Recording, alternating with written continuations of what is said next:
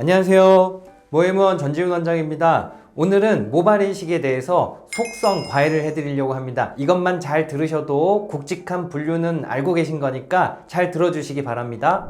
그래서 오늘 제목은 모발 이식 속성 과외입니다. 바쁘신 분들을 위해서 아주 간략하게 정리해 놨으니까요. 요 정도만 아셔도 병원 가서 모발 이식에 대해서 기본적인 대화는 나누실 수 있으실 겁니다. 일단 무엇보다 중요한 약 처방입니다. 약에는 크게 프로페시아 계열, 아보다트 계열에 있는데 프로페시아 계열의 약은 효과가 조금 떨어지는 대신 부작용도 낮습니다. 그래서 부작용이 염려되는 분들이 주로 드시는 약물입니다. 그리고 아보다트는 효과가 조금 더 좋은 대신 부작용도 약간 더 높아서 효과를 조금 더 중시하는 분들이 드시는 약입니다. 어떤 약이 본인에게 더 잘 맞는지는 주치의 선생님과 상의하고 결정하시기 바라겠습니다. 그리고 두 번째, 바르는 약입니다. 미녹시딜 중에 가장 대표적인 약은 로게인폼이고 엘크라넬이라는 바르는 약도 있습니다. 로게인폼은 남녀 공용의 약이고 머리카락을 두껍고 빠르게 자라게 하는데 도움을 많이 줍니다. 그리고 이 엘크라넬이라고 하는 약은 프로페시아와 아보다트를 드실 수 없는, 예를 들어 여성분들 같은 경우에는 이 엘크라넬이 아주 중요한 약으로 사용되고 있습니다. 이제 본격적인 수술 내용인데요. 크게 수술은 절개 방식과 비절개 방식으로 나뉩니다. 절개 방식은 이렇게 후두부 모발을 띠 모양으로 칼로 절제해내고 이렇게 비어있는 공간을 실로 당겨서 봉합하는 그런 방식으로 모발을 채취하는 방식, 조금 전통적인 방식입니다. 그리고 요새 좀 많이 하는 비절개 방식은 드릴 펀치를 이용해서 모낭을 하나하나 구멍을 뚫어가면서 채취를 하는 방식이다, 이렇게 생각하시면 되겠습니다. 그리고 비절개는 또 다시 둘로 나뉩니다. 아까 2번 슬라이드에서 절개 방식과 비절개 방식으로 나뉜다는 것 이제 이해하셨죠? 그런데 이 비절개 방식이 또 나뉩니다. 어떻게 나뉘냐면 삭발을 하는 방식이냐 아니면 삭발을 안 하는 방식이냐, 즉 바리깡을 이용해서 수술을 하느냐 아니면 가위를 이용해서 수술을 하느냐, 이렇게 나뉘는 건데요. 삭발 같은 경우에는 올컷 방식, 즉 전체 머리를 다 미는 겁니다. 요걸 올컷 방식이라고 하고요. 그리고 투블럭컷 방식 같은 경우는 후두부를 다 미는 겁니다. 이렇게 머리를 밀고 수술을 진행하는 경우에는 시간이 적게 걸리고 비용도 경제적이라는 장점이 있지만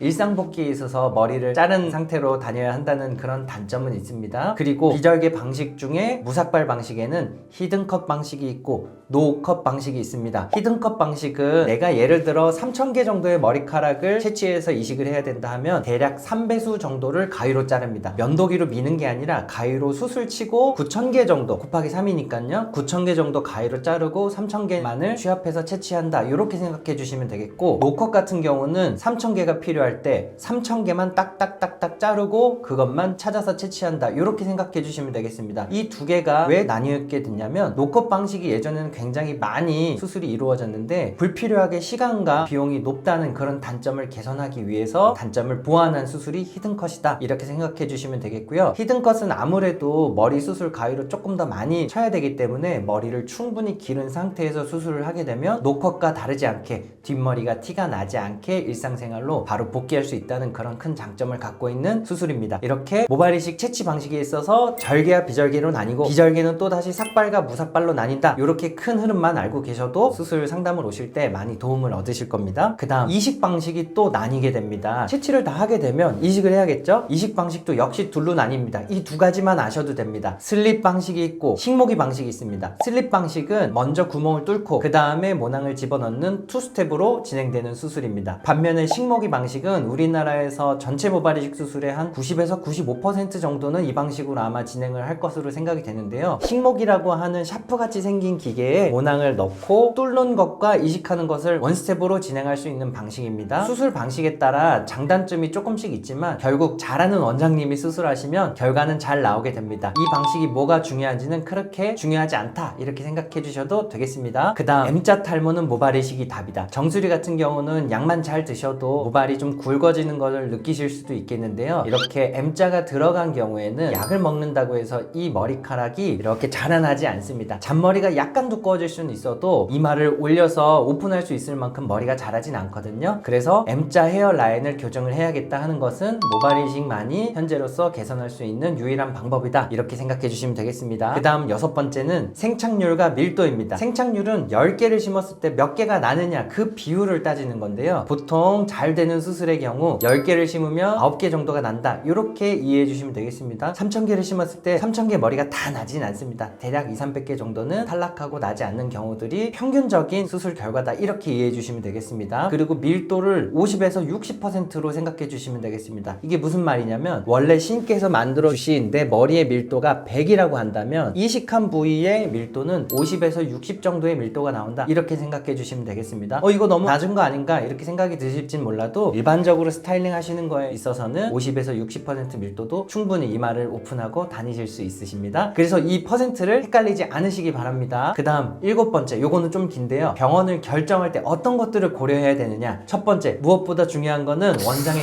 경력입니다. 수술을 오래 했다고 해서 꼭 잘하는 것도 아니고, 수술 경력이 비교적 짧다고 해서 못하는 것도 아닙니다. 모발 이식 수술은 기계나 약물이 일을 하는 게 아니고, 원장이 얼만큼 꼼꼼하게 신경 써가면서 하는지에 따라 결과가 정말 천차만별로 차이가 나는 수술입니다. 그래서 이 원장님이 수술 결과가 괜찮은지는 그 병원 홈페이지나 이마반 또는 대다모와 같은 후기 사이트에서 후기를 많이 검색해 보시고 그리고 결정해 주시길 바랍니다. 그리고 병원에서 수술을 함에 있어서 1인 원장이 채취와 이식 디자인까지 모든 것을 다 통합해서 하는지, 그리고 팀으로 나뉘어서 채취는 누가 하고 이식은 누가 하고 이렇게 나뉘는지에 대해서는 개별적으로 생각하시는 가치관이 달라서 본인이 추구하시는 수술 방식이 이 병원에 맞는지 확인하고 결정하시는 것이 좋겠습니다. 그리고 정말 중요한 거는 디자인입니다. 남성분들은 비교적 직선적인 디자인이어서 디자인 난이도가 상대적으로 조금 낮은 반면에, 여성분들 같은 경우는 얼굴도 곡선적이고 얼굴 생김새도 다 달라서 디자인이 굉장히 다채롭게 나와야 합니다. 그래서 여러 사이트들에서 수술 디자인을 많이 참고해 보시고 예쁜 디자인이 많이 나온 병원에서 결정하시면 되겠습니다. 그 다음은 모낭분리사에 대한 내용인데요. 모발을 채취하고 나면 모낭분리사가 모낭을 깔끔하게 다듬는 과정을 거치게 됩니다. 그 과정에 있어서 이 병원에 상주되어 있는 모낭분리사가 있는지, 그리고 모낭분리를 할 때 고배의 현미경을 이용해서 정확하게 모낭을 보고 다루는지를 확인해 주시면 되겠습니다. 그리고 사후 관리에 대해서는 뒤 슬라이드에서 또 한번 말씀드리겠습니다. 8번째, 아까 M자 탈모는 수술이 답이다라고 말씀드렸죠. 정수리 같은 경우는 그렇지 않습니다. 정수리는 1, 2, 3단계로 크게 단계를 나누게 되는데, 1단계와 2단계 한 중반 정도까지는 수술을 하지 않아도 좋아지는 단계입니다. 먹는 약, 바르는 약, 그리고 주사 레이저 치료만으로도 정수리는 많이 좋아지는 경우들이 많기 때문에 꼭 내가 정수리 탈모가 있다고 해서 수술을 해야 되는 건 아닙니다. 하지만 두상이 많이 비쳐 보이기 시작하는 2단계 중반 그리고 3단계 같은 경우는 수술을 적극적으로 하셔야 되는 경우도 많기 때문에 이 단계를 환자분 스스로 결정하기가 굉장히 어렵습니다. 물론 누가 봐도 나는 두상이 두피가 다 비쳐 보이는 대머리다 하시면 당연히 수술을 권유드리겠지만, 내가 그래도 머리카락이 좀 가늘어져서 그렇지 두피가 살짝 비쳐 보이는 정도다 하는 경우는 수술을 권유받지 않는 경우들도 많기 때문에, 정수리 탈모가 있는 경우에 내가 비수술적으로 해야 되는지 수술적으로 치료를 해야 되는지는 주치의 선생님과 함께 결정해 볼 문제입니다. 그 다음은 사후관리 프로그램입니다. 수술을 하고 그냥 1년 있다 오세요 하는 게 아닙니다. 수술하고 다음날 샴푸도 해드리고 연고 바르는 법, 머리 말리고 감는 법도 저희 병원에서 잘 알려드리고 있고요. 그리고 수술하시고 나서 일정 개월 간격으로 주사와 레이저 치료 같은 것을 해주시는 게 좋은데요. 이런 치료들은 머리카락을 굵고 빠르게 자라게 해주는 그런 효과들을 갖고 있어서 모발 이식 수술한 이후에 머리카락을 잘 회복하게 하는데 도움을 주는 치료입니다. 그래서 이런 것들을 진행하는지도 함께 확인해 보시면 좋겠습니다. 그리고 마지막으로는 리터치입니다. 물론 대부분의 수술이 잘 되지만 모발 이식 수술이 사람 손으로 하는 거다 보니까 간혹 기대치보다 조금 낮은 생착률의 결과를 나타내는 경우들이 있는데요. 이런 경우는 1년 경과를 보면서 주치의 선생님과 그 결과를 함께 확인하고, 결과가 기대치보다 조금 낮았을 경우에는 간단하게 리터치를 해드릴 수 있습니다. 그래서 병원을 선정하실 때 이런 사후관리, 리터치까지도 잘 챙겨주는 그런 병원인지를 확인해 주시는 것이 좋겠습니다.